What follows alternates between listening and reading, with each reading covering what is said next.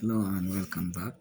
So under today's module, we will look at pest classification, which we will mostly look at pathogens only, and then our next video will look at weeds under the same module. So into our first subtopic, so we go into fungal plant pathogens. These are the most important group, which covers almost 85% of plant diseases.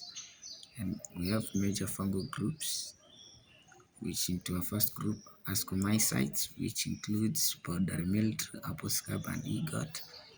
Basidiomycetes, which include rust, smarts, and root rots. Oomycetes, which includes late blight, downy mildew, and pythium. And eutromycetes, which include fusarium and verticillium. And we have disease cycle.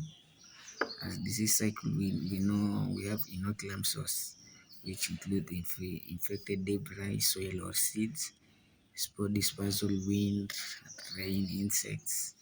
So germination plus infection requires, also this one requires free water. And then we have incubation period and symptom development, which we have also reproduction, and which mostly covers secondary spread. And then we have examples of major fungal diseases, which include disease crop pathogen conditions, which we have late blight, which affects mostly tomato and potato. Phytophthora infestans, these ones regions found mostly on cool and wet regions. Then we have wheat rust, with Puccini species that the causal organism. And then humidity, this one 15 to 25 degrees Celsius. Then we have powdery mildew, many crops, Erysife species, so that's the causal organism. And then we have dry and moderate temperature, so this one is mostly found on the sub-Saharan region, where we are like to get those conditions. Then we have fusarium wilt, the last example, in tomato and banana, fusarium oxysporum in warm acidic soils. So we go to control strategies, where we have resistant varieties, which are most effective. Then we have fungicides, which we have protectant first, systemic. Then we have crop rotation 3 to 4 years. Then we have sanitation. So we move the infected debris from the, let's say, from the seedbed. Then into our 3.2 subtopic, which we go to bacterial plant pathogens. These are less common but severe and they cover almost 10% of plant diseases. And we have major bacterial genera. And the first one, we have Pseudomonas. This one leaf spots characteristics and blights. Xanthomonas, bacterial leaf streak and citrus skunk. Iwinia, this one is fire blight and soft rot. Ralstonea, this one is bacterial wilt, little and no cure. Agrobacterium, this one for crown gall.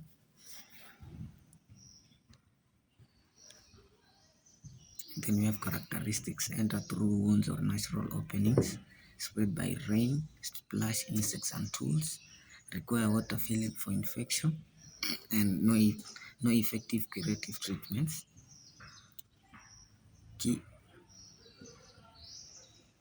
Then we go to key bacterial diseases. So we have fire blight, which affects mostly apple and pears. Then we have bacterial wilt, this tomato and potato.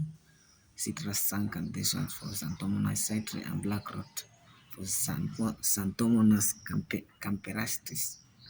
So we have management, prevention only, copper sprays, suppresses, but no cure. Antibiotics, streptomycin for limited use. Certified disease-free seed, resistant varieties, rare for bacteria, and strict sanitation for disinfectants and tools. And then we go to